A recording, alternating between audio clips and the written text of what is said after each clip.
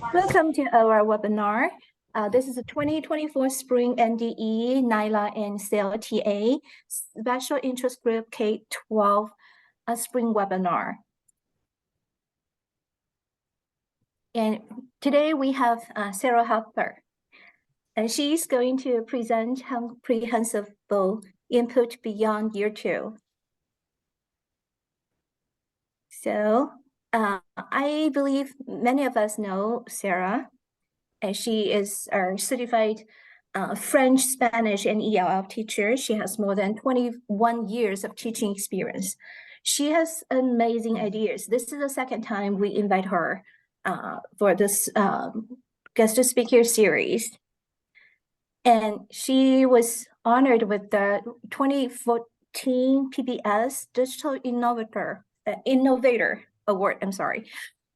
Also, she is a member of Actival Leadership Initiative for Language Learning Cohort 5. We are colleagues on the same team. Yes. Yeah.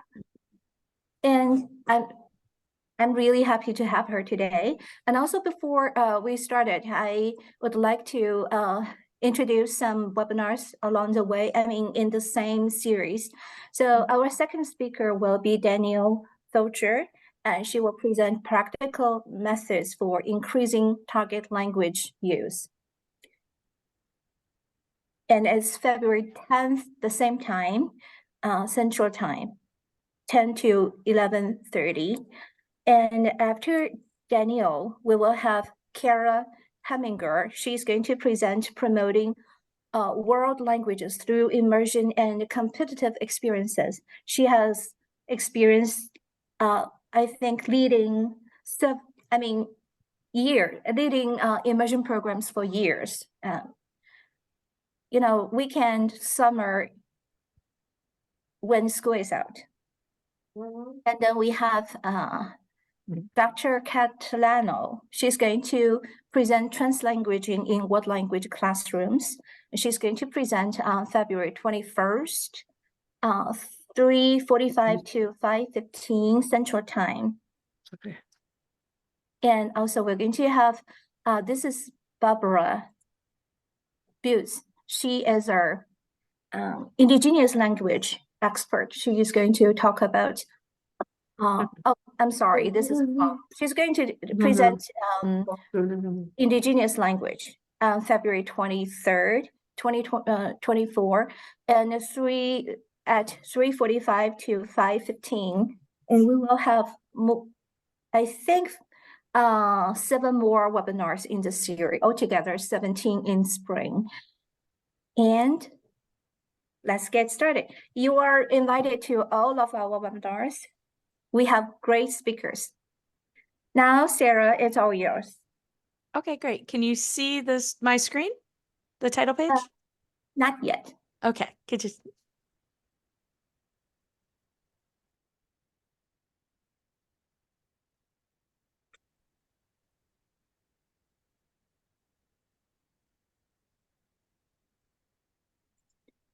So I'm Sarah Hopper, and this is CI Beyond Year 2. So it's anything from intermediate all the way to IB credit. And I currently teach at Corning Pay to Post High School. I'm in the MYP program currently, but I've taught all levels 5th through 12th grade, as Crystal already shared. I'm currently teaching 10th grade in an MYP program. Just let me know, Crystal, when you're able to have the screen back for me. And then we'll get going. I think it's back to you. You are co-host. Can everyone see me? Just give me a thumbs up. Laura cannot see me. Laura says she cannot see me. No. I see you, but no screen. Okay. I would like to share my screen. So let's see. I can click share my screen again. Let's see if that does it. Let's see. Can you now see it? Yes. Great. Okay, great. Just because I got a lot of references I want to be able to show. Okay, so this is the bit.ly. So it's bit.ly Hopper CI Beyond Level 2. If you'd like a copy of this, it's going to have tons of references. There's also a QR code. I will share this at the end of the presentation as well for anyone who misses this or joins us late. But that is the document. It'll be useful to you. There are going to be tons of resources, like I said, in here for you. All set to go. Okay, I'll proceed forward, but again, I will come back to this towards the end. Okay, so again, as Crystal shared, that I teach French, Spanish, and ELL. I started teaching IB, and it was sort of a matter of how do I make this course fun and meet the goals, and also how do you put the CI into these levels? So it really made me basically ditch my textbook. And then I thought, does CI, I know everybody always pushes that CI is not thematic, but for me to meet my goals, I had to make it thematic. So I kind of married it into like a hybrid situation where I do CI with themes so that I can meet the goals for the IB, the AP stuff, or college credit courses. I did end up having a really powerful moment that I inherited a program with only 12 kids in IB. And using this type of program, it was so inspirational to the kids, and they enjoyed it and they were learning that by the third year, I had 75 students in the program when I was in SL. So it was really an awesome boost to the kids. They were gaining confidence and skills, and I wasn't taking the joy out of teaching, because sometimes you get so test obsessed or college obsessed that you forget the joy, and it allowed me to still do that. And amazingly, the test scores improved. Their writing and reading and all their skills were going up. So I really found it successful. So I like to think of when I plan something, the content is basically a party. It's got a theme. Everything's going to connect to the theme, like just like ACTFL has themes, the world language themes. So basically, there'll just be room for the extra stuff. So that's how I like to think of CI. I know that's a little bit different than some traditional CI teachers, but this is what worked for me. So before the end of today, I'm going to expand your CI toolbox, provide you with some ideas that worked for me, help you add to your program or course, help you improve your. Oh, are you guys hearing that bad audio as well? Sorry if you are. To help you improve your student proficiency level, show you how to keep the fun in the upper level courses. Crystal, is there an audio problem maybe? Yeah, I'm trying to figure out. Okay. I'll hold just a second. Okay, thank you.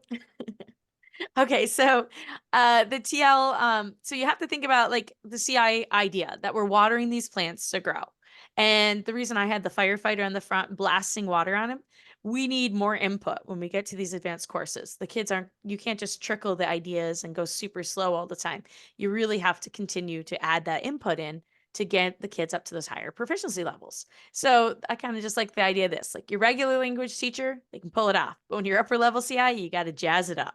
You got to add in things so the kids can get to the skills you need them to. Some things I learned along the way. So when you do switch to CI, which probably many of you are dabbling in it or maybe all the way, but the idea is you do have to embrace the chaos.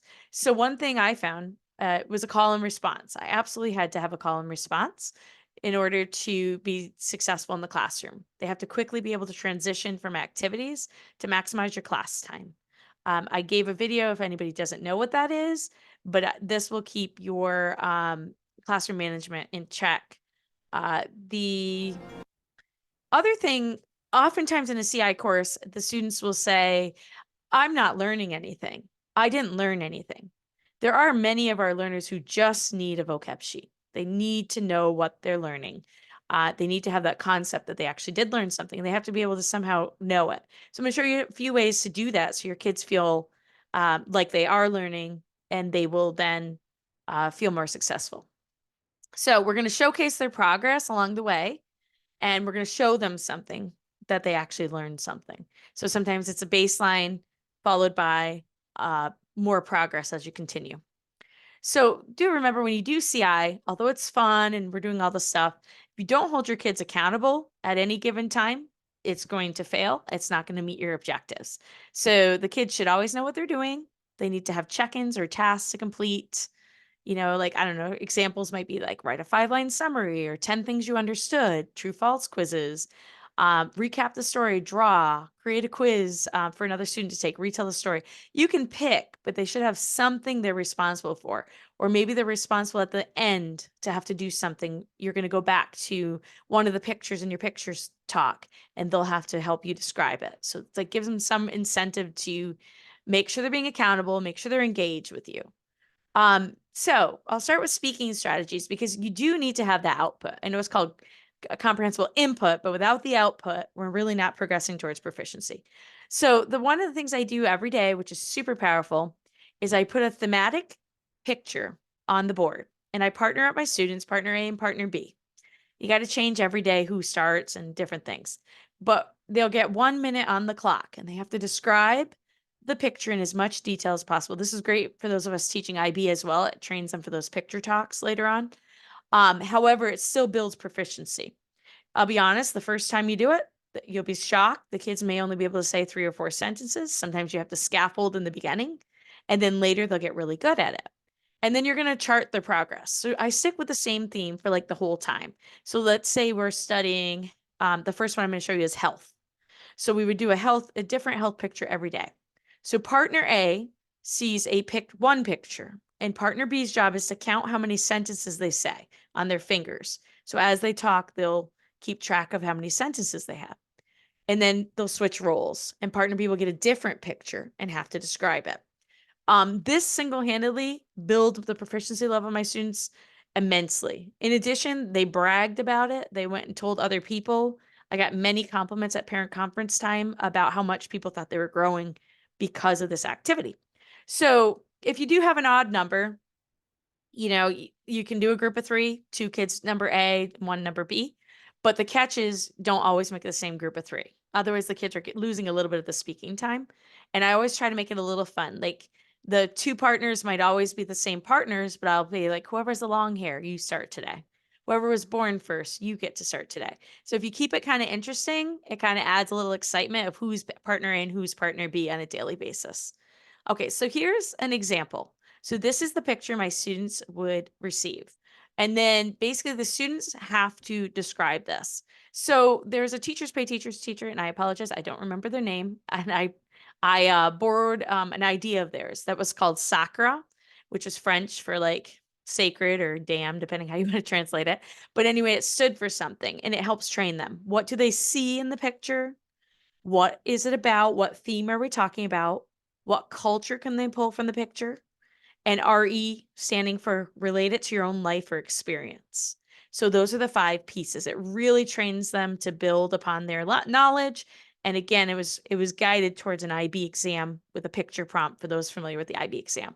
So basically, when I look at this picture, I'm going to get 1 minute to talk. So I'm going to model that in English about what I would say. So I would say something, this is probably what a student would be able to do. I see kids at a cafeteria. I see kids eating. I see one kid has milk. Another kid has fruit. Some kids brought their lunch from home in the back.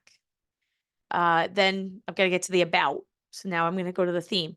I believe this is about health as well as maybe environment, because they're using styrofoam, which is not good for the environment. This is all disposables. There's a lot of plastic being used and a lot of extra garbage. Now I'll go to the health part.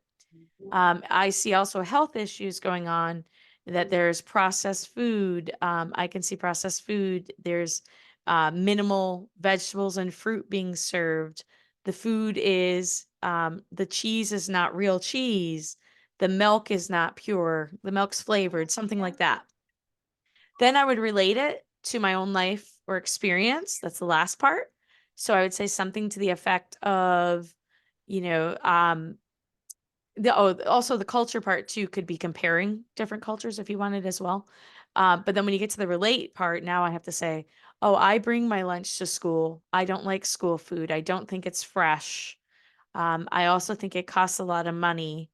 I like to eat more fruit than they serve, and I don't drink milk, and they force me to drink milk, and I have to pay for water, something to that effect. So they get really good if they get really practicing. And if you want to get more into the culture piece too, I could have compared, like I could have said, in France, all children are served water with their lunch, never milk. They have fresh food prepared daily. They eat on actual plates, not styrofoam, things like that. So you could get into the culture piece as well. So you can really pull all of your 5 C's into these pictures too. So you're going to get the kids really deep. So here's an example. And then partner B would have maybe this picture to highlight the fast food. Obviously America has a fast food problem. It's leading to obesity and problems. So they could do something like that and talk about that. So partner B would have a different picture. They'd have 1 minute to describe that. So ideally, the day one, a lot of kids are pretty weak. They might have 1 to 2 sentences. By day 5, I have had kids meet 15, 16 sentences they could do in the minute. And then what you can do is try to increase it. So it's kind of like they're competing against themselves. I did 4 today. Can I do 5 tomorrow? Can I get better? And then you stay with the same theme. So they're actually really honing in on that theme. Here's just some other examples. Let's say I was doing environment.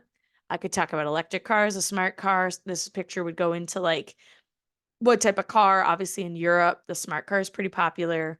Electric cars are making, are the new thing. So that could be an environment picture to explain. Here's in a Spanish sorting of the garbage. Obviously ours just go into one bin, and from what I hear, that does not really get recycled, according to everybody. A lot of it does not. So this is sort of like how another country is handling it, and people have to sort. So you could be talking about the different problems, maybe the pollution in the ocean, the bins are near there, something like that. So that is a really powerful thing. So I always stay on the same topic for at least a week. You could increase the time. Eventually, those that give the IB exam, the students have to eventually be able to describe it for 3 to 4 minutes, a picture.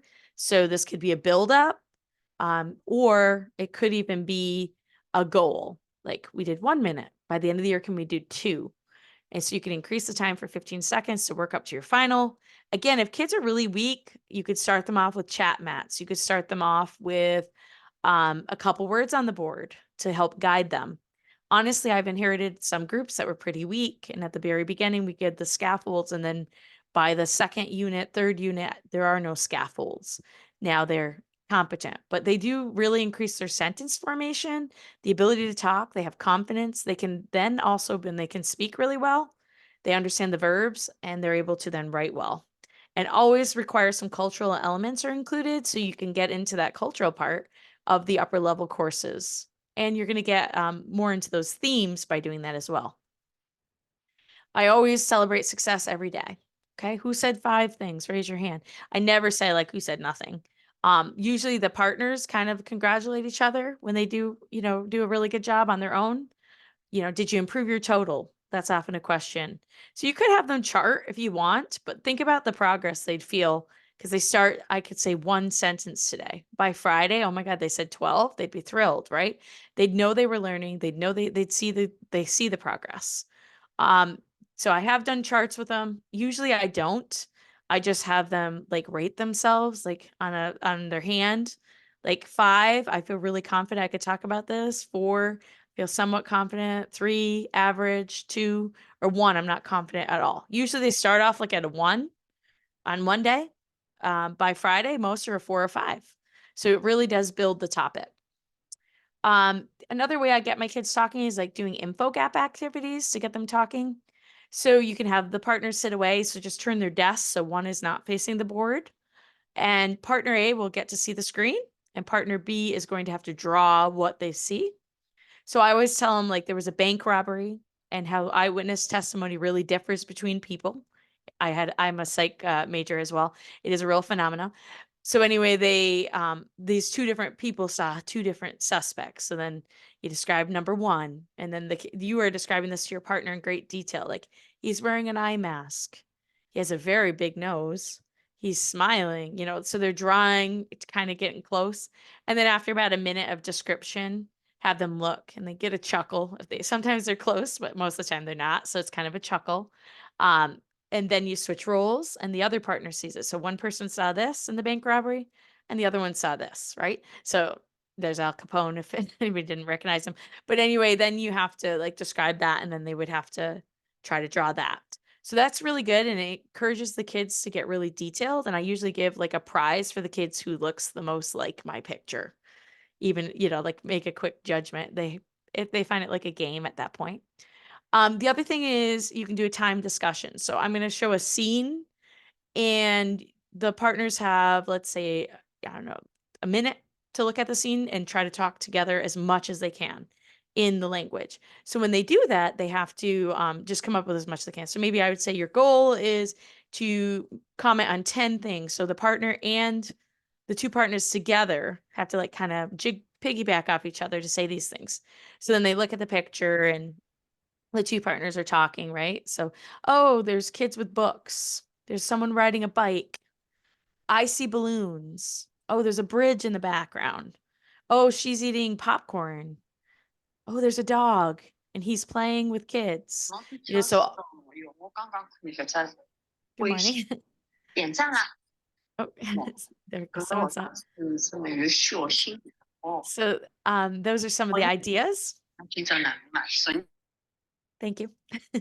So then you have lots of different things. So basically, like together, they're trying to pull as much as they can from the picture. It kind of just like making them think on their feet. Here's another example. There's lots of these. If you go to Pinterest and you search ELL picture boards, you will find hundreds of pictures like these. So obviously, you know, like they could pull all sorts of things from this picture. I mean, there's just tons going on. So like it just kind of is a little fun for them, but also is building their comprehension ability. This one's called What's in the Box. So you just take a box and you make a hole for the two, and then you put an object in it. And then one kid has to come up, and then the kids will describe to them what is in the box without giving it away, of course, kind of like circumlocution based. Like, so then the kid has to reach in and he's got to guess in his head, reach in and then guess. So he gets to touch it after the description. And then it's kind of fun. I mean, they on the YouTube channels, they put gross things in like bugs and things. I wouldn't recommend that, but you could put, you know, interesting things in there like a rubber ducky or something like that. So then the class as a group has to kind of come up with how to describe it. And then the kid is in the front. Here is like an ELL idea, but there's a lot of ideas like this out there where you play like a game. And basically, kids would roll a dice in partners or small groups and have to answer like specific topic questions. You know, that can be fun if you have a group that will stay on task. Obviously, when you get to those upper levels, usually they're pretty good and they can't keep the spot if they can't accomplish that task. So that can be fun. Here's the party mixer game. Probably several of you have played this before, but you can mix it up and actually make it vocab words or a country. So basically, you take a sticky note or a Post-it and put it on their back with maybe a famous person, or it could be a country if you're trying to teach them about different countries, or maybe an object or a vocab word even. That's really the higher skill. Then they have to go around asking yes or no questions to different people till they can figure out what or who they are. That can be really good to get them talking. And if you did a vocab word, if you think about the challenge of that, it's much harder. So let's say I'm going to go to a thematic word. Let's say I wanted someone to figure out the word diabetes. So then diabetes is on my back. Now I have to go in the first person. I'm like, am I a thing? Am I an object? Right. And then they little by little, I'm getting clues. So I figure out that I am diabetes. So it's one of the actual vocab words for the health unit. So that one can be kind of fun too.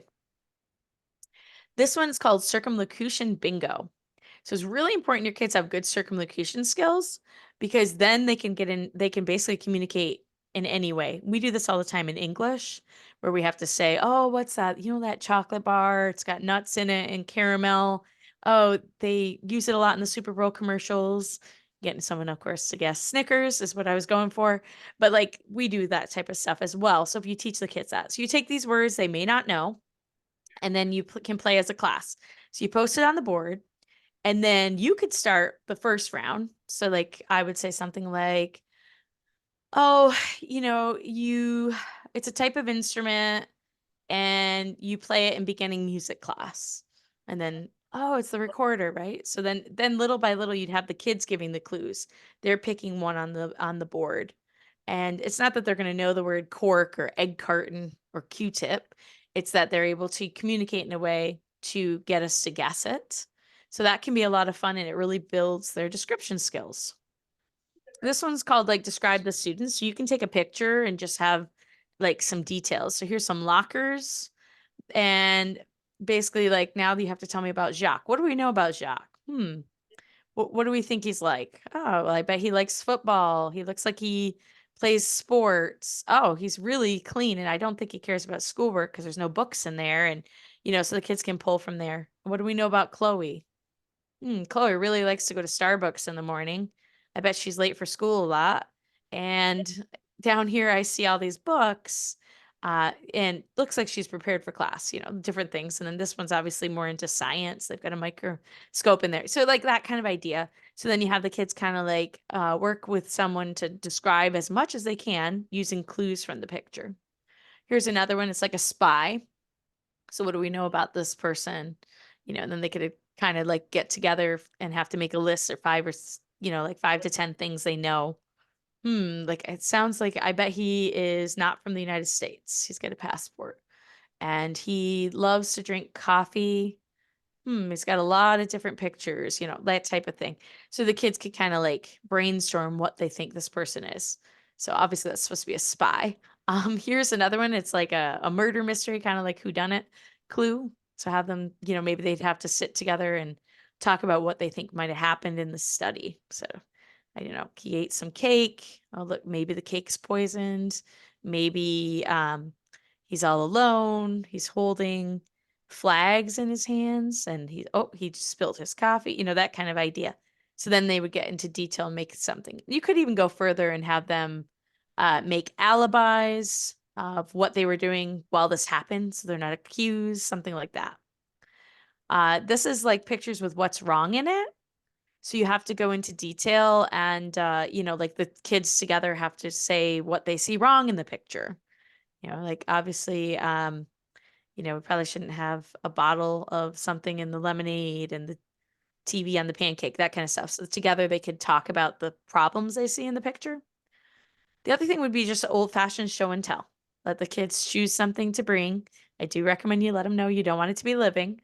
I've heard one of my college professors said someone brought in a dog when they did this activity. So I hopefully no one would go there. But anyway, the show and tell. So then they have to bring something special from home where they could share a skill or something. And then they basically will come in and in this target language explain to you and the group about their object. And the kids could ask questions. The other thing is just teaching the class something you know or can do. Like, can you use chopsticks? Can they cook? Can they do yo-yo? Or they good at lacrosse? So you let the kids have like 2 minutes to teach us something. Teach me how to solve a Rubik's Cube in the language, or teach me something of interest to you. It kind of builds the interest and engagement, and then it makes the kids really think about how to give detailed instructions. This one, so some people probably have seen this game. It's called Don't Step in It. You're not supposed, like you're supposed to avoid the Play-Doh, which is supposed to be poop. So somebody is blindfolded. So I don't actually buy the game. I just use paper that I wad up and I throw it all around the room. And then one of them is blindfolded. And basically the partners have to give them directions in the target language to try to avoid them stepping on the paper. They step on the paper. It's also called landmine. But I don't know, don't step in it might work too. So however you want to call it. And then if they do, then they're out. So the group together has to try to get somebody through the obstacle. Make sure in between turns you switch up the papers. The kids will kind of memorize where the papers are.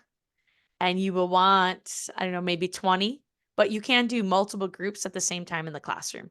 I've done this and had 4 or 5 different groups. It just takes wadded up paper. So just hit your recycling bin and you've got all the materials you need and you just need a blindfold. There are some great blindfolds I'll show you in a game coming up that I bought from Ellen DeGeneres because I thought the Ellen DeGeneres show had them.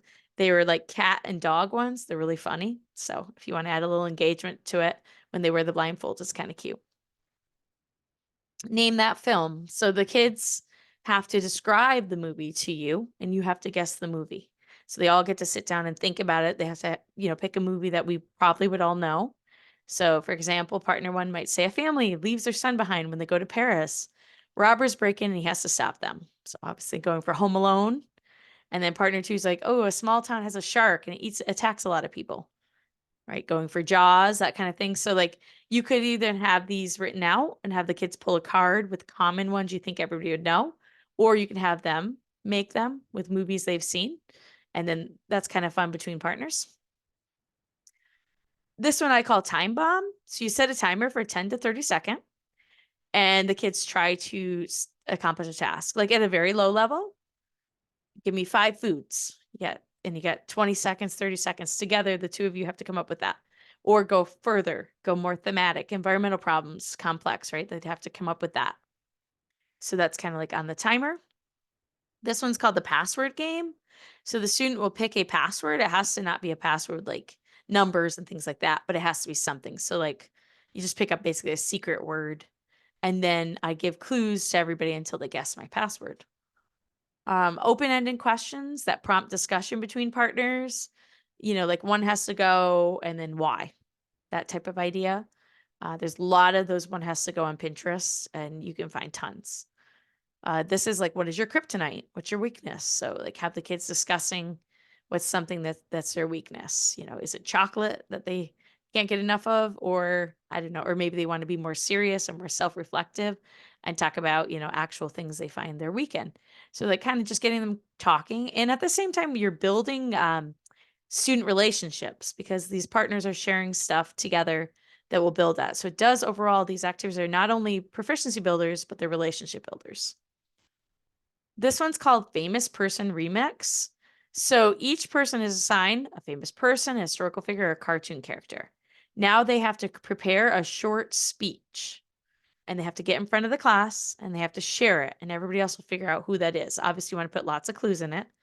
For example, you could come up to the front, and if like we were doing like, obviously it'd be pretty easy. I live in a pineapple.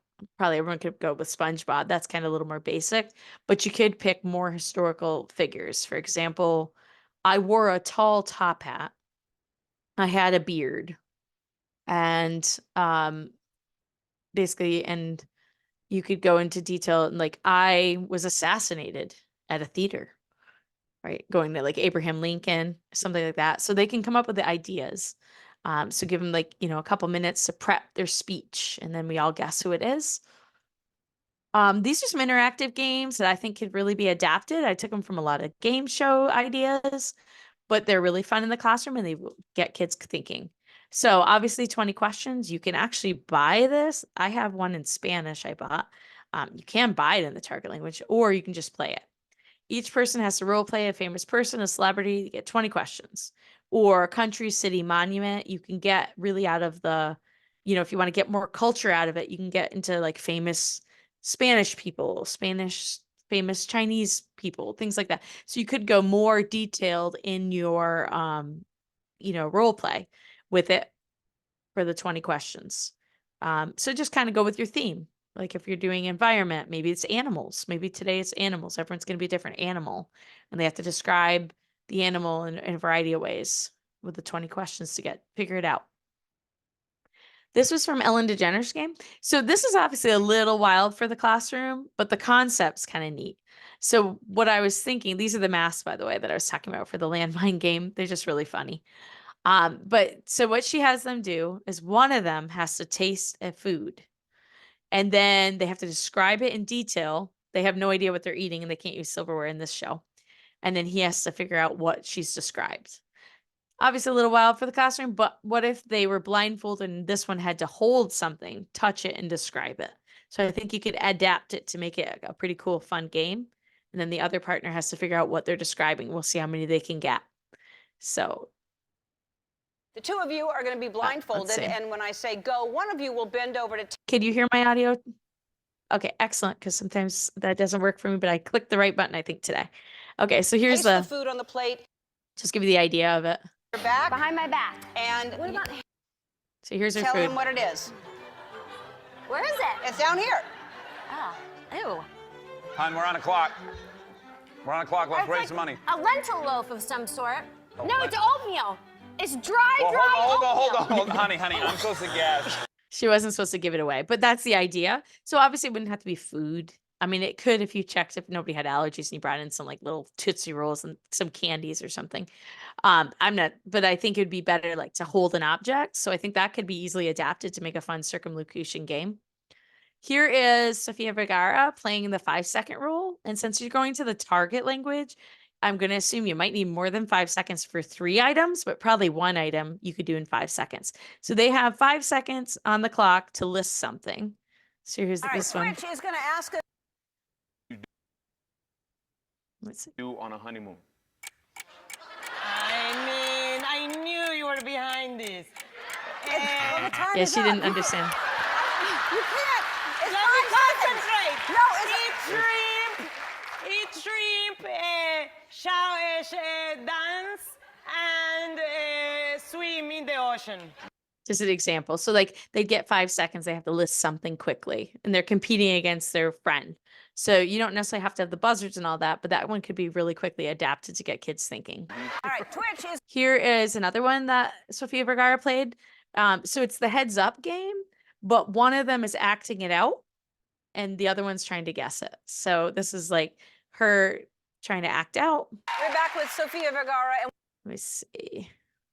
normally Spanish people will are in Spanish and Out learn there. Spanish that way. Okay. You know?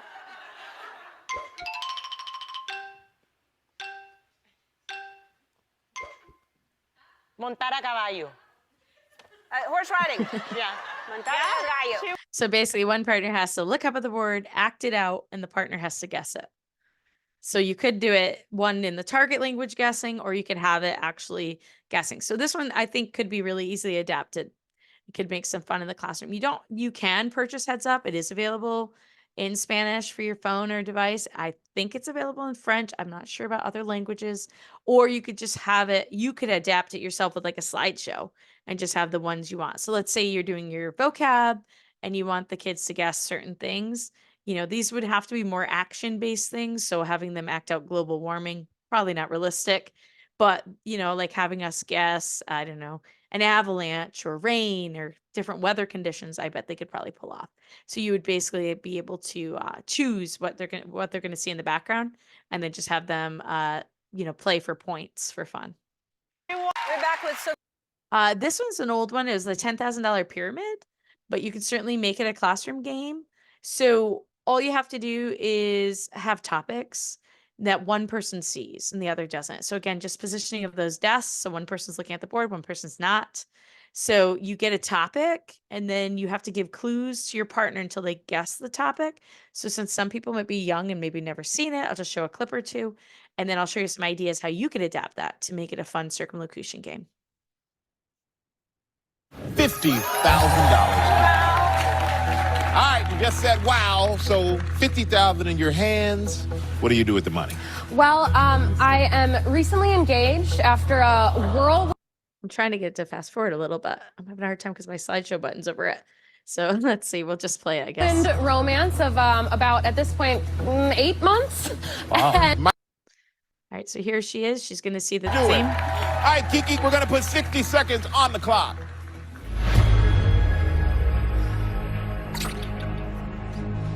Kiki, for $50,000. Here's your first subject. Go. evergreen. Oak. Types of trees. So basically, the kids could do that in the target language. 50. So here's some of the ways like you could adapt it in the classroom. Like just depends what you're studying. So like you basically go with what you're studying. So physical description words, right? Family members, these could be topic. Rooms in a house, furniture, environmental problems, types of fruit. So the one partner who giving the clues has to really think on their feet, and the other partner has to be able to have the vocab word to figure out what topic it was. So that one could be a good one to get them talking as well. The traditional taboo game, where basically you get a few words and you're not allowed to say those words, but you have to somehow figure out how to guess your partner. And I found this cool website which has 6 different languages taboo cards ready and free. So check it out if you want to play with your students. That would be fun. The other idea is just role playing to get your kids talking.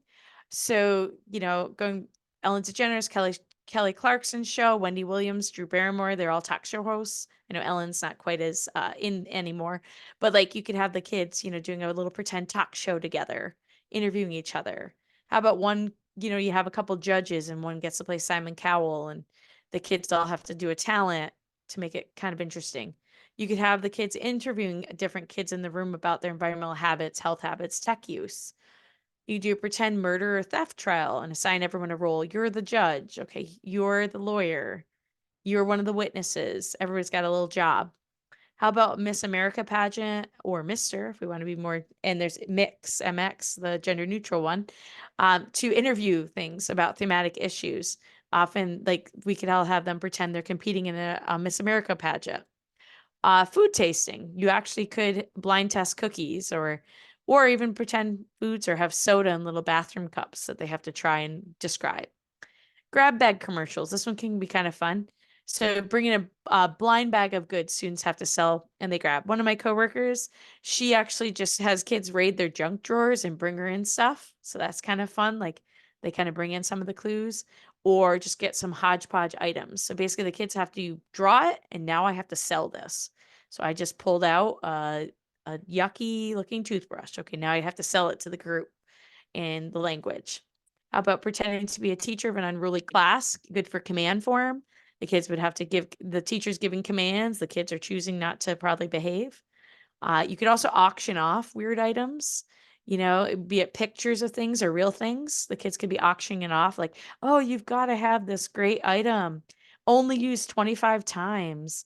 And, that kind of idea, like it's actually really not appealing, but it's the kind of the fun. Then they have to be convincing to get someone to try to buy it. And then this will move me into the picture talk. So the kids are going to be able to talk in a lot of those activities.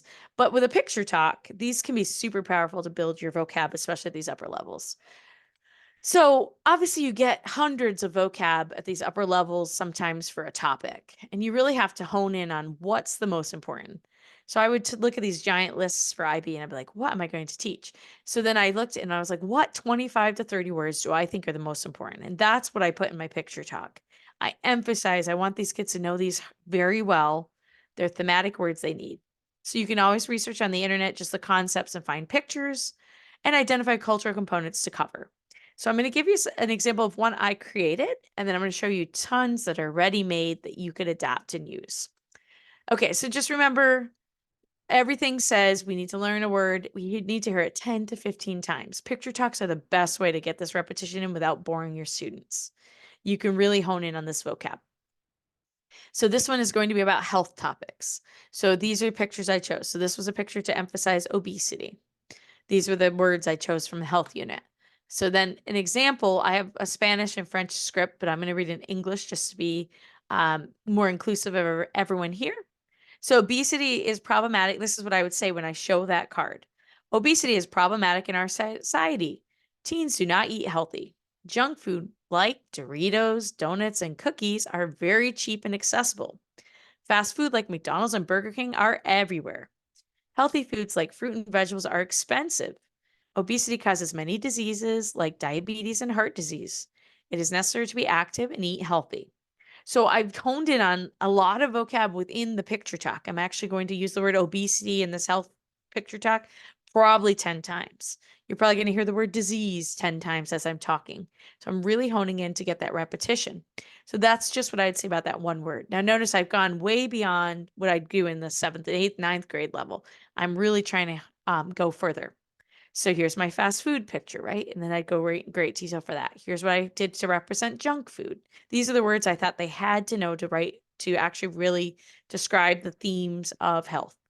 Diabetes, heart attack, sugar addiction, calories, healthy habits, unhealthy habits, exercise, sedentary, portion size, organic, stress, mental illness, vaping, drinking alcohol, drugs, health insurance, alternative medicine, pulling in some culture, especially in some of the Spanish-speaking countries. Alternative medicine is super popular, perhaps in other cultures as well.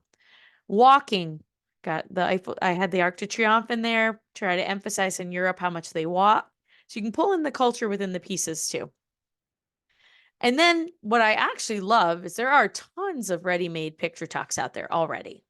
Now, I do recommend, obviously, you preview them. There are a few that may not be appropriate for all audiences, and you can usually just clip and paste from it if you don't like something on it.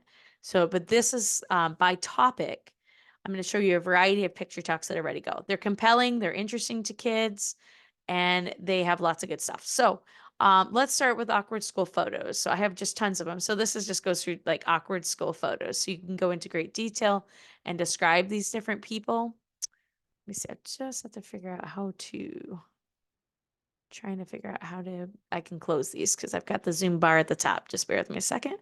Try to figure out if I could fix, but I may not be able to, but that's okay. But I need to go back to my presentation. Okay, so like that's awkward school photos. Here's celebrity high school photos. So this is your teens. that, you know, it's a slideshow, like there's Taylor Swift and Justin Bieber, and you could describe what they look like in high school. And then you have celebrities with their younger selves. You can go into great detail on this one. So basically there's like Tom Hanks, right? When he's young, him when he's old. You do a comparison, you could talk about it and different things with the students. This one is beauty standards around the world, like things that different cultures are doing, right? So like some of it is each of the different people that are considered most beautiful in their countries, and you could talk about cultural differences. And people who have transformed themselves. This is more like a Pinterest one, but it's like the expression of tattoos, and people have altered themselves to look quite different. So that could be good for like identities unit. Here's the family and social relationship one. So you've got awkward family photos, which is pretty popular on the memes out there. This one's fun. This one's families around the world. So you go through a variety of different family types, and it's very cultural. So when I do a picture talk, I'm not always just honing in on the target language culture, I should say. It's a global thing. But as you move up into the higher levels anyway, we're looking at global themes. Environment doesn't affect one culture, and they're more inclusive. And we look at a variety of cultures, not just the target language. So there's different families, and there's, you know, a family in Niger, there's a family in Thailand. So you can kind of talk about different family formations. You're getting a lot of exposure, and we're being very inclusive to many of our different students. I'm just going to close a few bars because eventually my computer says you've opened too much. All right. This is fun. Dogs that look like their owners. And I bet you'll see it, but the kids would like this. So all the dogs, you know, everyone does start to look alike. So there's a bunch of them. They have the same hairdo. This one is couples who look like it. Here's adopted families. You know, you can look at different families all these kids being adopted. You know, talk about adoption and the power of it and stuff. Like, you know, they're celebrating getting adopted. It's good for the kids to see all that. And then this is more awkward family photos.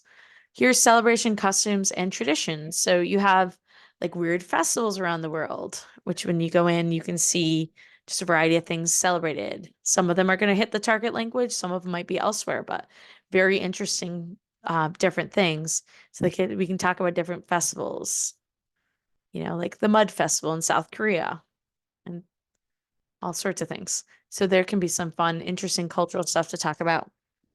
There's also, you know, like festivals, weddings, prom fashion nightmares, because prom by itself is an American thing, but it's kind of interesting to see. And the kids do like to talk about prom. How about dogs and weddings? And then I added in, you know, like we've got Asian New Year being celebrated around, you know, like doesn't mean kids shouldn't be learning about different things outside their target language. And if that isn't your target language, you can still expose them to lots of culture and talk in the language while you're doing it. This one is food and meal taking. So what the world eats is a good one. You get to see what each family bought for the week of groceries. It's really cool. You can talk about like health, how much they're spending. It really is a good way for kids to see like poverty is an issue too in many places. So let's see, here's like a family in Germany, and they bought all that for the week. That was a week's worth of food for them for the grocery store. Cost them approximately $325. I think this is pre-inflation, because when I get to the American one, I think it's going to be more. There's Norway. They paid $379 US for that. So it lets you really culturally compare like what people are drinking, like, and then you go all the way to like Chad in Africa, and that's what they get to live on for a week. And here's different places. So it's fun to look at what different countries are eating and what they're spending. Here's BuzzFeed, one of my more popular. I really do like the BuzzFeed ones. They're super fascinating. Like this is things people in other countries think is gross that we eat, according to like different studies. So people think red velvet cakes go, the sweet potatoes and marshmallows. You know, so you can kind of go around. So kids are often like, that's disgusting when you explain like, I don't know, that they eat chinchillas in certain countries or things like that. The kids are shocked. But there's a lot of things we eat that are kind of gross to other people. Health habits around the world, right? So here's like different things people are doing to be healthy, right? cycling, the Netherlands. So you can look at different cultures and what they're doing to be healthy. Here's insects people eat around the world. And you've got like tons of different things that, different dishes. So ants are eating different things. So you can kind of talk about that, like the vegan movement, I guess. Ideal body shapes around the world. So this one can be kind of interesting.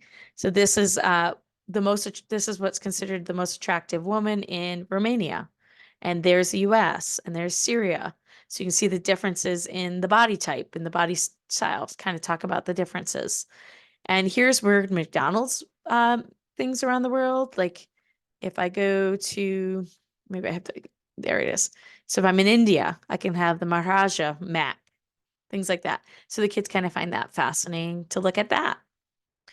All right, let's look at some more ideas. House and home.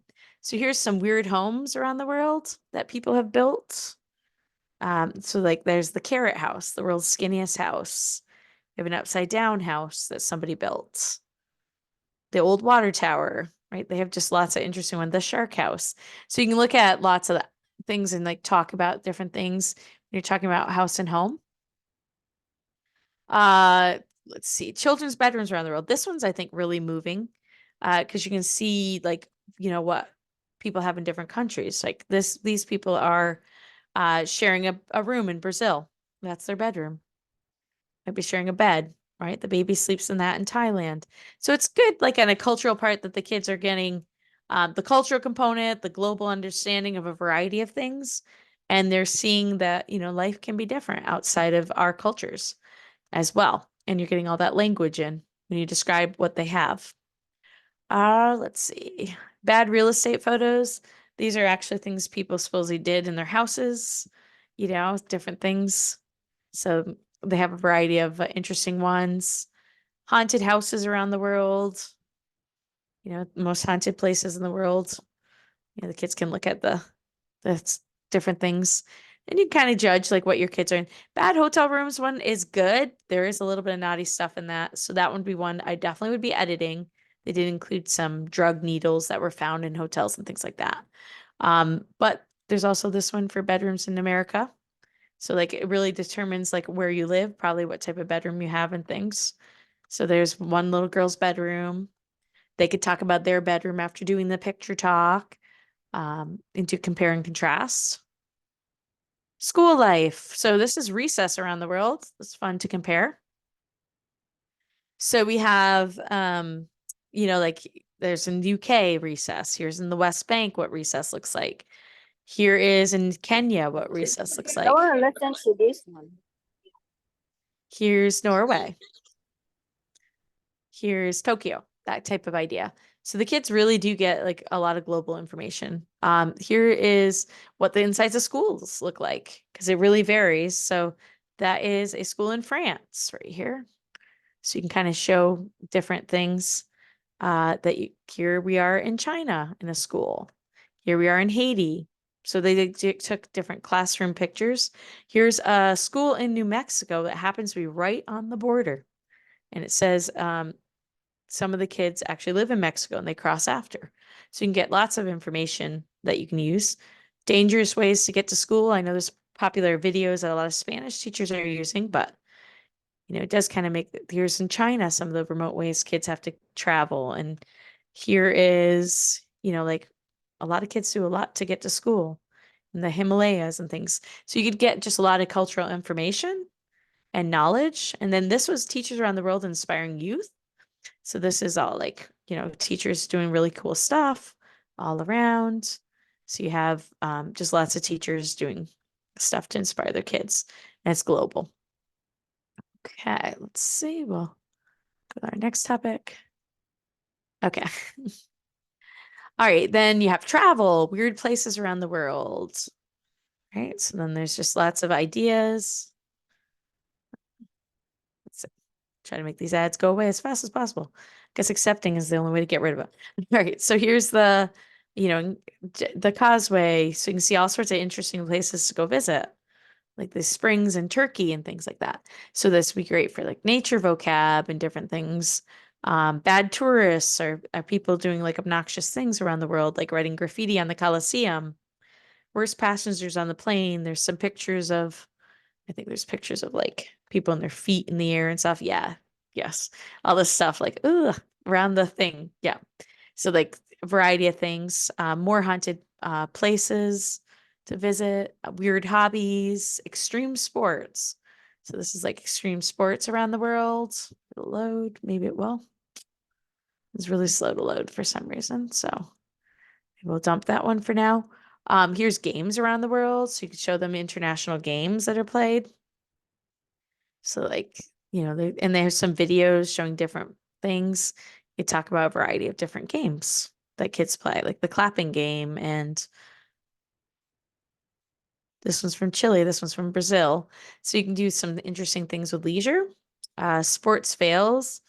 You know, the kids might enjoy watching people fall and get injured, right? There's a variety of weird pictures, so they have a bunch of them. Let's see. Community and neighborhood. So you could do top things to see in countries of your choice. Weird museums in the world. There's one or two you may need to omit from this one. I know so there's a Beijing Tapwater Museum. There's a Museum of Bad Art, Dog Collar Museum of England. There's quite a few unique ones that you could look at. Weird traffic signs around the world. You know, it might be kind of fun, you know, talk about, the kids could guess what they think they are and then talk about what it is. So that means a steep cliff road in Argentina. There's a llama crossing road in Bolivia. So you can talk about the different things as you go. Hedgehog road crossings. And then this is Oryx in South Africa. Abandoned cities. Those are kind of interesting. So you can see like all sorts of interesting cities that have just been abandoned. Maybe, you know, that would be kind of interesting for the kids to look at too. Here's shopping, fashion trends of each decade. So you have like a whole gallery of different things going through the ages. Grocery shopping around the world. How is it different? How's the same? Could kind of cross into, you know, in gloves, you need to wear, apparently in Italy, you have to wear gloves to touch the grocery store stuff. And then they have restrictive hours in Germany, things like that. So you can kind of find some interesting things about grocery shopping. You've got shoplifters in pictures, outdoor farm markets, the hardest jobs, weird jobs. Let's see. The world's most boring jobs. So these are like rated, an accounts manager, secretary, you know, go through the list with the students, what not to wear to an interview. This is kind of a good cultural one because it goes into like the social justice piece. It's all about like children having to work, the child labor movement and stuff. In the early 1900s, children were used as labor. So you can see there's lots of interesting things about pictures of kids working throughout history and labor. The health one, school lunches around the world. So you can look at all the variations of lunches as you travel. Like, so in France, that was a school lunch. That's more French school lunch. Here's in Mali, a school lunch that was given. So the kids could talk about all the differences, as well as talk about the health, the environment. How's it wrapped? America does seem to use the most plastic. You could talk about healthy habits around the world, weird exercises. How about what are the highest calorie foods in America? You know, you can go through, talk about these foods, you know, kind of in general, the health content. So there's 1,200 calories in that weird burger. There's a double bacon burger. Weird. So I know I used weird foods already, but it does fall into health unit too if we want it to. The amount of sugar in food can be an interesting concept, so the kids could see how much sugar is in every food and things. So it's quite a lengthy list. Then we have, let's see, physical environment. You have environmental problems, air pollution. So during quarantine, apparently air pollution actually went down, and there's a bunch of like beautiful pictures of nature during 2020 when everyone was locked up. So like you can kind of talk about that. Look at how the fog is, and then during COVID, it was like that, you know, so that could be kind of fun for the kids to see. It's Jakarta. Let's see the smog, no smog. Let's see the impact of plastic. You know, they got a lot of plastic things. If I can get it to scroll, I don't know if I can, but there's some type of notification it wants. So I'll skip that for now. Let's see, upcycling. Talk about like how you can reuse things. So here's upcycling projects. Funny animals, one of my favorites. The kids love this too. So all the animals are all in pretty pictures. You know, you kind of describe the different animals. It's fun. Let's see. And then we have climate change photos. So here's photos showing different climate change evidence that they're seeing around the world. So you can get into quite a bit of detail, like with global warming and different things. In addition, this one, there's all sorts of things. My kids have a really good time with this one. These are animal. Oh, I want to go back. I apologize. Somehow I pressed the wrong one. So here's like animal hybrids that actually exist. So this is kind of fun. When I do the environment unit, I have my students create a cloned animal after we do this, but these are real animals. So there's a liger and a tigon and a zonkey, and these are all real hybrid animals that exist. So, and then there's another artist who did photoshopped animals, which is pretty cool. This one definitely gets your attention. The butterfly and all sorts of the penguin and koal and the cat melon. So you can see he basically cloned different animals together to make them. There's animal opportunities around the world, encounter opportunities, humans with animals, extreme weather, all sorts of ideas for that as well. Technology. So we have how cell phones are taking over our lives. This one's pretty deep if you look at it. They're all images of, you know, like the technology obsession. So they got a sunburn with that, and then an hour later, and then there's people walking with like they're blind because they're on their phones, and so some of them are probably more relevant than others. I prefer ones without words on them because they're more powerful. But like the one kid playing with a soccer, and none of his friends will play with him. They're all on the phone. So you can get quite a bit of culture. Here's supposed to be a couple who basically sits next to each other and ignores each other. There's he's on Twitter, she's watching a real bird. That type of concept.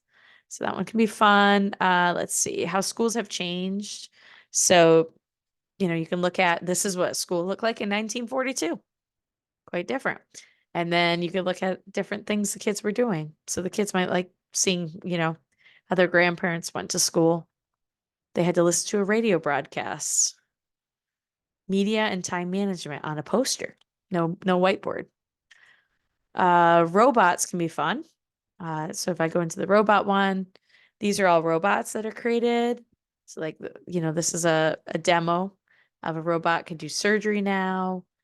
They could serve food. So it's like just a use of different robots for tech.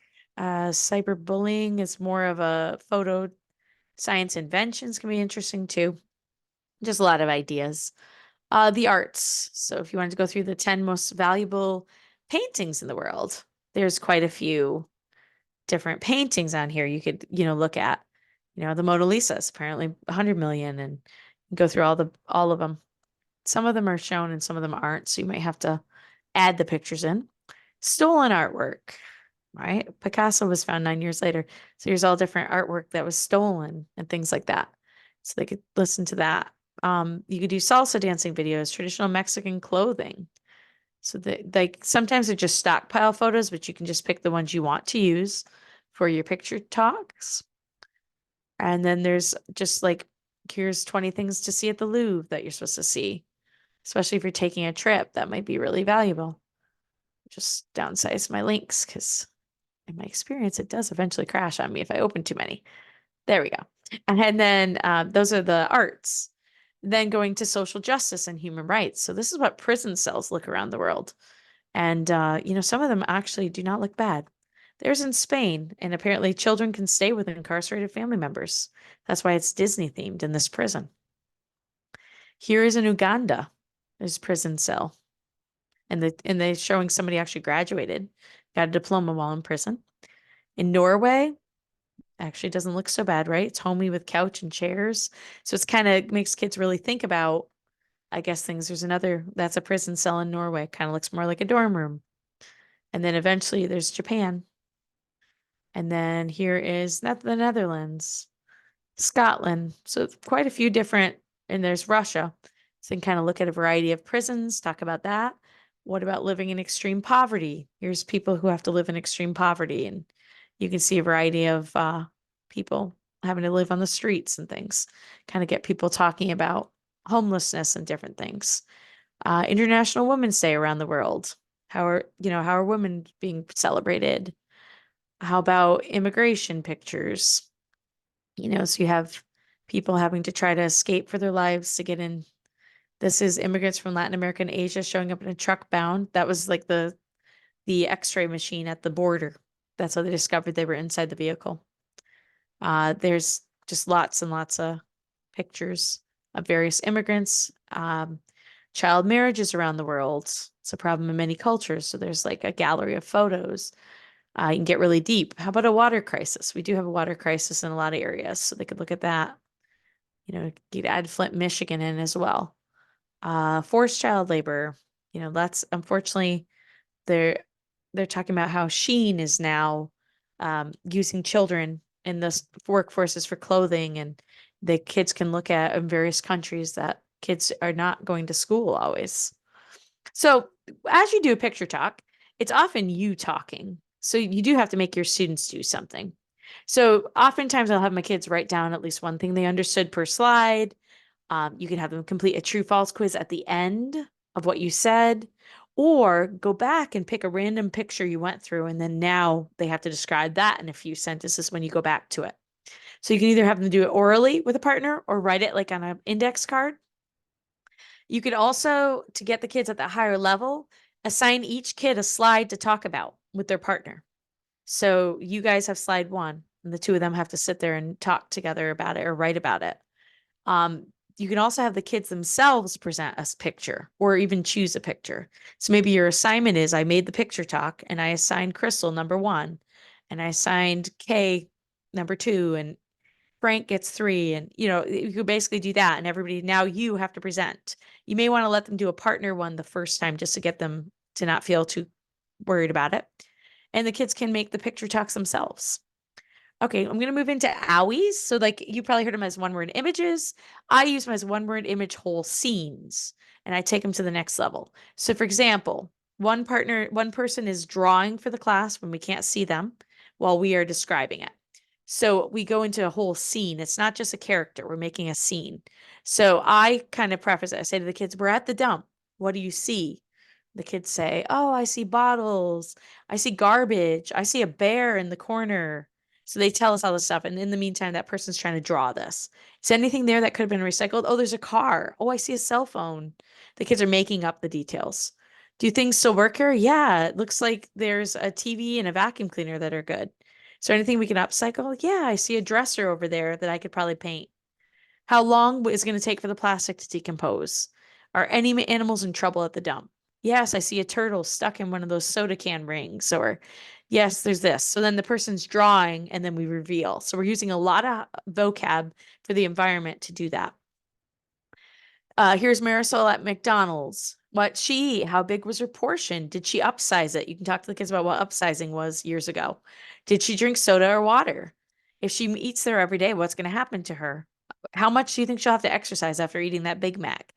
Kind of get really into the deep questions, as well as have the person drawing the scene of what's occurring. Weather.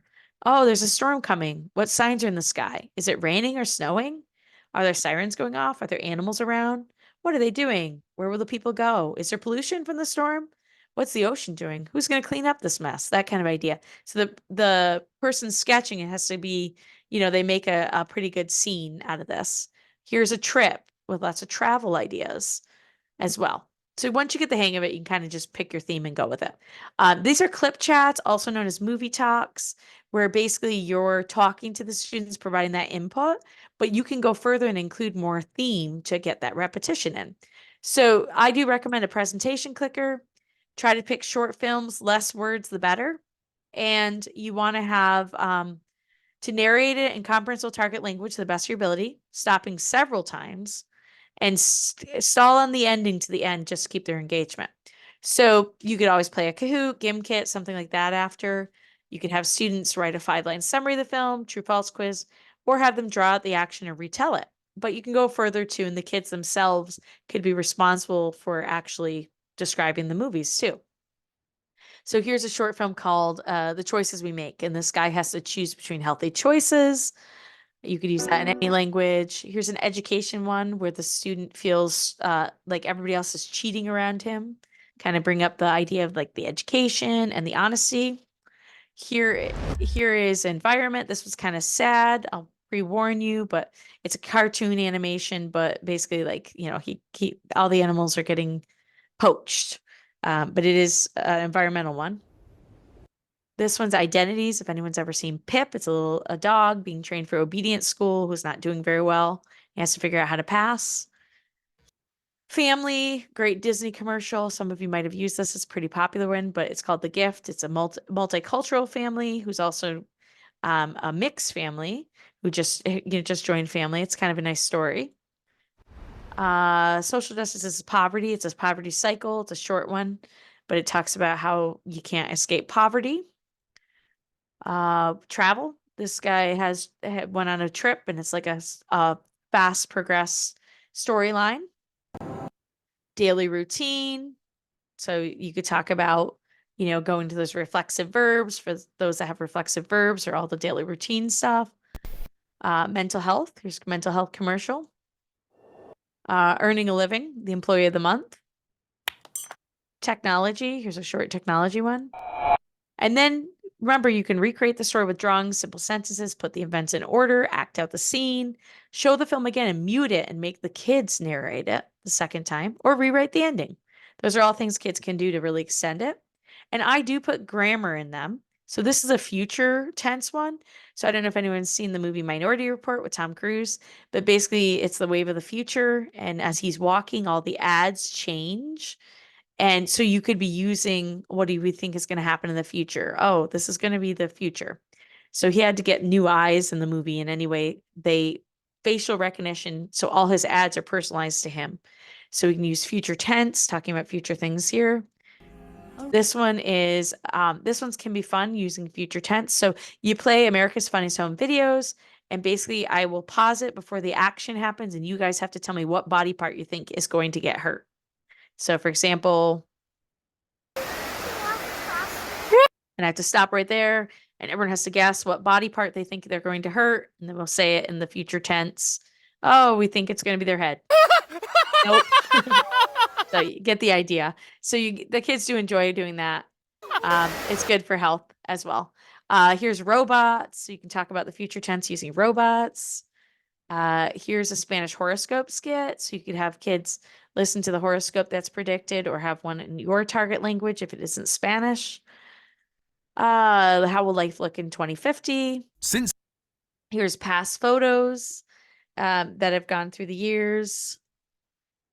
Rewind 2020, kind of like time. They're kind of like time capsules of video. There's going back to the 90s. Subjunctive, how to survive the zombie apocalypse. The kids can take these quizzes and then kind of give guidelines of what they should and shouldn't do. Here's another survival in the wilderness. Command form. This is kind of a brutal commercial for the Quebec government did about the environment. The polar bears unfortunately jumped to their death.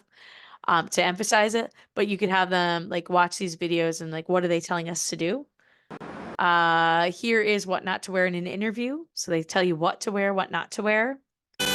And then going into songs. Remember, songs can have themes too, so that you can teach vocab, you can do close exercises with them, analyze messages and theme, watch a video without the lyrics or with them, do TPRS movements to show movement, put lyrics in order. And like, there are a lot of, like in Spanish, there's an immigration song, environment, health songs, TikTok songs. So you can find things that hit the themes. In French, there's a good protest song, health video song, immigration songs, bullfighting song. Let's see. And then you can always find those songs to work with within the themes too. Those are always powerful. Some of you may be familiar with the concept walk and talk, where you walk around and you talk in the language. You can also make those more thematic. For example, I could walk around the school and talk about different classes, school lunches, clubs, sports, studying the target language, walking and comparing things. I could also, for the environment, walk around the school looking for litter. I took my group out on a trail. So we stopped and we looked inside the trash can, and we were able to see like a lot of people putting recyclable things in the trash can. And then as we walked, some people had left like those dog poop bags basically on the side. So we talked about that, and they looked for pollution while we walked. We talked about how many trash cans were on the trail, you know, different things that would encourage people maybe to be better, what animals are out there, is any animals, what is making animals not want to be here, that type of thing. So it was kind of interesting. The kids did enjoy the talk, I think, and it added to the theme. Technology, you can talk about tech in the school, cheating, cyber addiction, cell phone problems. So you can kind of like walk around. Oh, look, we saw 20 kids in the cafeteria not paying attention to anyone on their phones. Oh, is anybody interacting there? No, nobody's interacting. You could also interview a teacher about a trip to a foreign country that they took when they were younger, or if they would like what they were like when they were younger. Go to the library and pull out old yearbooks of the teachers and let the kids kind of compare what's changed. Some of the teachers that have been at schools forever. You could discuss teen fashion as you walk around. Have kids interview students in the lunchroom about teen issues in the target language, or open a random closet at the school and discuss what you find in it. So sort of add like a mystery to it. So those are kind of some fun ones that still thematically can link. Carol Goldie is one of my friends as well as a language teacher. I attended her workshop and she had a great idea too. When you do a walk and talk, she has them do bingo at the same time. So the kids have to actually check off different things that they're trying to look for. So like we were walking on a street in her workshop. So we had to find like a traffic light and we had to find a taxi and different things. So it was kind of fun. You can make your own using Bingo Baker. And then there's strategic stops. You could also put like clues on strategic stops along the way. If you want to turn it more into a scavenger hunt.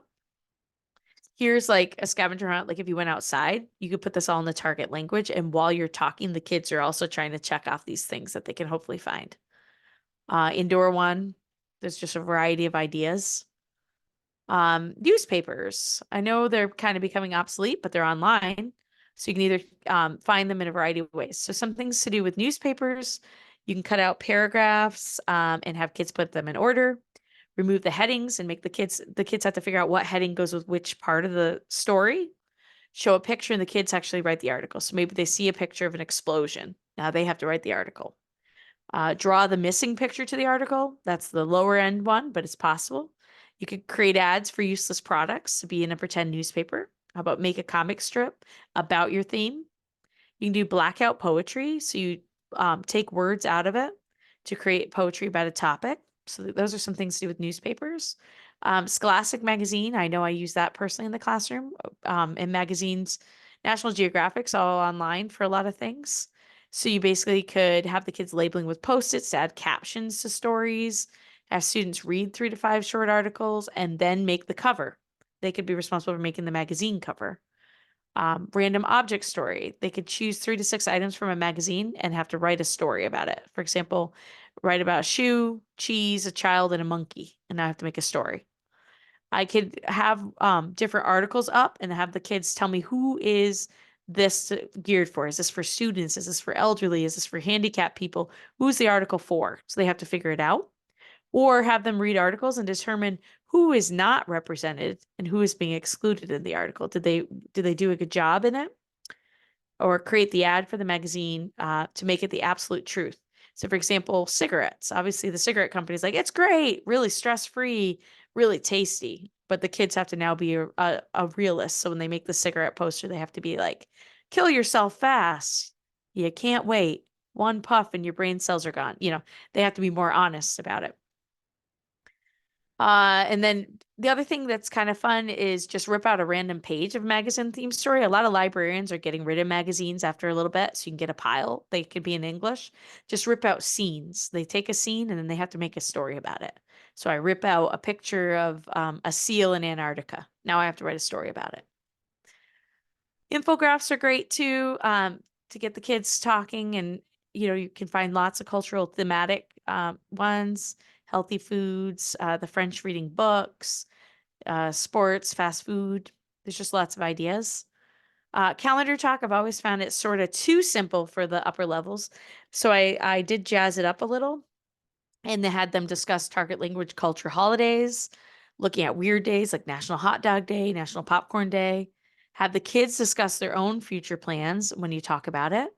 or research the famous target language people and discuss their birthdays. You could celebrate, like I know some Spanish teachers getting ready for Cesar Chavez Day, or talk about this day in history. So what happened today in history? If I looked it up, I might find some cool things. Or you could have the kids set up to have to actually present to the class about like school announcements out. Like today's lunch is this, today's weather's this. They could have to be present, like more presentational in that. There's a bunch of links for weird holidays if you need to look up something. And then special person interview. So I think it works well at the lower levels, but you're not going to get to those themes. But you could have the kids be practicing different grammar and culture by assigning them roles, like make them play someone. So I am now interviewing Marie Antoinette when I'm talking to the person, and they have to try to answer as Marie Antoinette. Or maybe it was a book we read and you're a character from it, or a movie we watched. Or I could have you be a time traveler. So you came to me from the 1950s. Tell me about your life. Or an alien visiting Earth, what might they think? So they kind of get to role play a little in the interview. Or what if they were a spy in the school? What did they discover? Or a ghost talking about what they should be doing if they were still alive. How about a lottery winner? Or the new president? Or if animals could talk. So let's say I was a polar bear. I would probably ask people to please help me. My ice is melting, something like that. So kind of get to role play with it. So those can really hit the theme still if you want, if you're able to, and pull more culture in. And then don't forget, student design CI is still great too. So here's a list of a bunch of projects. I want to give enough time for questions. So I'll just kind of wrap it up quickly for you, but you can have the kids do chain letters. They write a sentence, and then our job is to go around and add to everybody's story one more sentence. So we one student wrote on the board, when I went to Paris, I saw the Eiffel Tower. And then the next kid has to come and add on to it. I ate a croissant. It was delicious, right? And everybody keeps adding on to the story. So that's one. And then there's just tons of, you can assign work with a purpose for the themes, and make a school newspaper, or you could have thematic topics as well. So this is just a ton of ideas that the kids could be making projects related to the theme. So describing people. How about a fake dating commercial, or a wanted poster, or a fakebook.com or Facebook profile? Family scrapbook. Maybe I have to make my real family in the target language, or the royal family, or somebody famous. Celebrations. Maybe I'm making a greeting card that's going to go out to the teachers for their birthdays in the target language. House ads. Could I, you're selling a house, like a real estate agent. Food, restaurant reviews, environment posters, trip brochures. Shopping could be what not to wear critique. So the kids can make a little poster about what not to wear to school, job ads, job fair commercials, just lots of ideas that can still fall within your themes that the kids could be creating. Get them to art reviews, town brochures, tech ideas, history, music, and then promote conversation by posting them around the room so the kids are actually commenting on them. And the kids could put Post-its with comments on them when they go by to encourage a little conversation between them on their projects. So they feel like they're meaningful and you're getting to that higher level of communication with everybody conversing. So I know I've covered a very lot for you. There's the bit.ly if anybody joined me late. So you have all of the content. I want to leave a few minutes for any questions or comments you had. So feel free to throw them in the chat, and Crystal, I'm sure, will share them with me right now so I can answer them for you. So if you have questions, please let me know, whatever questions you have or anything that I can share further. I know that was a lot to give you in 90 minutes, so I know it'll take you a minute to process. So a copy of this is really useful, I know. Were there any questions, Thank you so Crystal? much. This is awesome. Thank I you. really learned a lot. You have so many amazing ideas. Thank you. Were there any questions that anybody had, or? Yeah, All right. I saw one of the questions earlier. Okay. I mean, I missed it, I have to say. That's fine. That's fine. So, where is it? Asking about the questions, whether you're using the questions. Oh, where is it? Was that for Okay, the one-word images, or? for the picture, do you use the same picture and see the progress, or do you use different pictures for 5 to 10 days using the I same? use always different. Every day is different. They get no prep time. They've never seen the picture before. So they get their 1 minute, because then both partners see a different picture every day. So partner A sees one picture, partner B sees a different picture every day. But still within the theme. So the theme is health. So all 5 days is health pictures. So they'll have 5 pictures they were able to describe that week for partner A, 5 different ones for partner B. Okay, that makes sense. Any other questions? Any other questions? I apologize for all the dumping. I know towards the end I went fast, but just wanted to make sure I left time for some questions if anybody had any. Please just unmute and ask the questions. That'd be great. Or I'm open to comments too. Whatever. If there's something you're doing similar, feel free to share. Could you show the bit.ly again? I missed Absolutely. it. Or Absolutely. drop it in the chat. Thank you so Yep. much. Right there it is. So yeah, that'll give you a copy of all the links that I had in there. There was quite a bit that you can go through and kind of determine what theme stuff will work for you. Hi, so I just had a quick question. Are you able to hear me? Yes, I can. Yes, my question was that you mentioned that you might use a chat mat to assist students.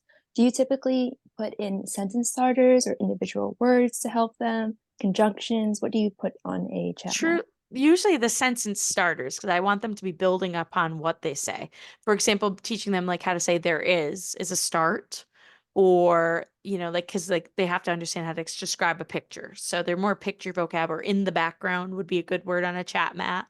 Or, you know, the different positional words. You probably would want to give them, you know, different basic things like I say, there is, they have, you know, those type of things. And then culturally, they could have some comparison vocab, like the more or less would be good when they go to the culture. So they can be like, you know, the Spanish are more religious in many countries than in America, something like that. So the more or less would be good too for comparison.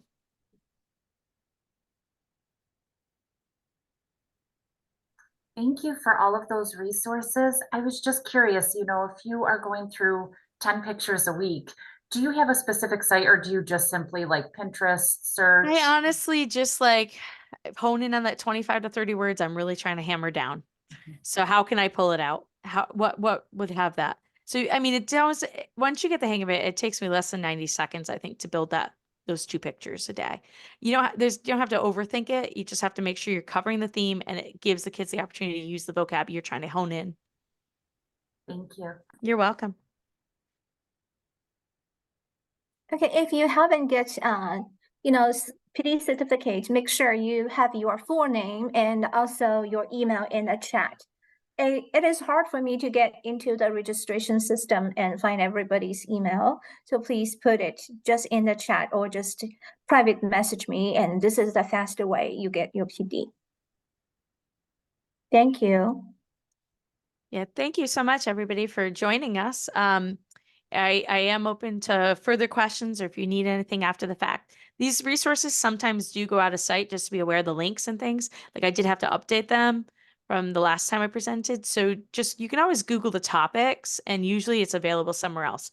Sometimes the like BuzzFeed's always free, but like Time Magazine is only free for a certain period without purchasing it.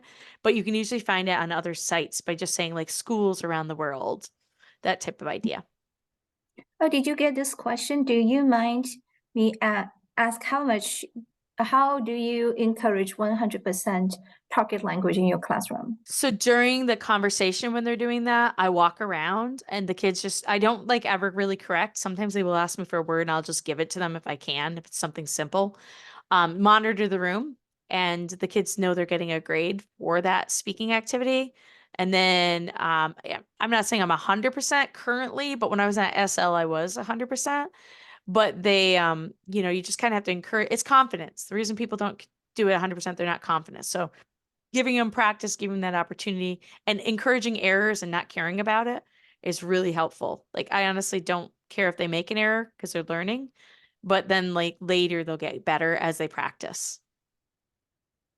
Yeah. Another question is, what would you typically include in a chat mat? Do you put in single words or sentence starters? Or... Yeah, I think that was asked, and it was more sentence starters. Okay. Mm-hmm. I was trying to keep track. Yeah. Yeah. I know there's a lot. Yeah.